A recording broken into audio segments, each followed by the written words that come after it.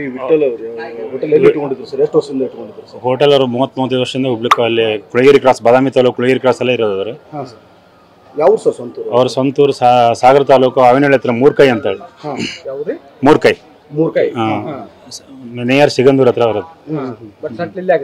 ಕುಳಗಿರಲ್ಲೇ ಎಲ್ಲ ಸೆಟ್. ಎಷ್ಟು ಜನ ಮಕ್ಕಳು ಸರ್ ಇವರು? ಅವ್ರಿಗೆ 2 ಹೆಣ್ಣು 1 ಗಂಡು.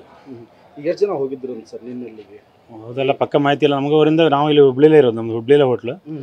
ನಮ್ಮ ಅವ್ರು ಹೆಂಗೆ ಆಗಿದೆ ಅಂತ ಹೇಳೋದು ನೋಡಕ್ ಬಂದಿದ್ದಾರೆ ಅಷ್ಟೇ. ನಿನ್ನ ಎಂಗೇಜ್ಮೆಂಟ್ ಯಾರ್ದಾಗಿತ್ತು ಸರ್ ಇದರಲ್ಲಿ? ಅವ್ರದ್ದು ಶ್ವೇತನ್ ಮಗಳು, ವಿಠಲ್ರ ಮಗಳು ಶ್ವೇತಾ. ಅವಳು ಎಂಗೇಜ್ಮೆಂಟ್ಗೋಸ್ಕರ ಅವ್ರು ಊರಿಗೆ ಹೋಗಿದ್ದು. ಮೊನ್ನೆ ಸಂಡೇ ಎಂಗೇಜ್ಮೆಂಟ್ ಮುಗಿಸ್ಕೊಂಡು ವಾಪಸ್ ಬರ್ತಾ ಇದ್ರು ಅವರು. ಅವ್ರ ಅಣ್ಣನ ಮಗಳು ಅಂಜಲಿ ಅಂತ ಇದ್ಲು, ಆಕಿನೂ ನರಗುಂದರಲ್ಲೇ ಜಾಬ್ ಮಾಡ್ತಾಳೆ. ಹಾಂ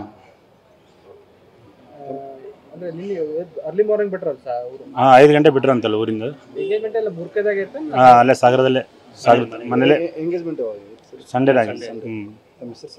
ಈ ವಿಠಲ್ ಅವರು ಹೋಟೆಲ್ ಎಲ್ಲಿ ಇಟ್ಕೊಂಡಿದ್ರು ಸರ್? ಎಷ್ಟು ವರ್ಷದಿಂದ ಇಟ್ಕೊಂಡಿದ್ರು ಸರ್? ಹೋಟೆಲ್ ಅವರು 30-35 ವರ್ಷದಿಂದ ಹುಬ್ಳಿಕ್ ಅಲ್ಲಿ ಕುಳಗಿರಿ ಕ್ರಾಸ್, ಬಾದಾಮಿ ತಾಲೂಕು ಕುಳಗಿರಿ ಕ್ರಾಸ್ ಅಲ್ಲೇ ಇರೋದು ಅವರು. ಹಾಂ ಸರ್.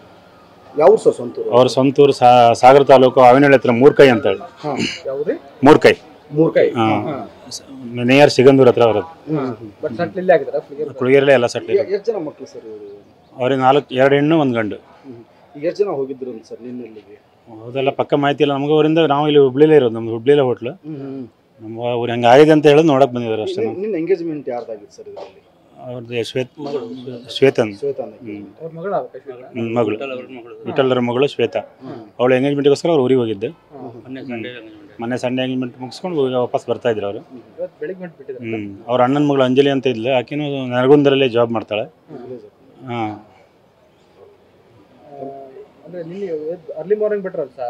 5 ಗಂಟೆ ಬಿಟ್ರಂತಲ್ಲ ಊರಿಂದ. ಅಲ್ಲೇ ಸಾಗರದಲ್ಲೇ ಮನೇಲೆ ಎಂಗೇಜ್ಮೆಂಟ್ ಸಂಡೇ ಆಗಿದೆ.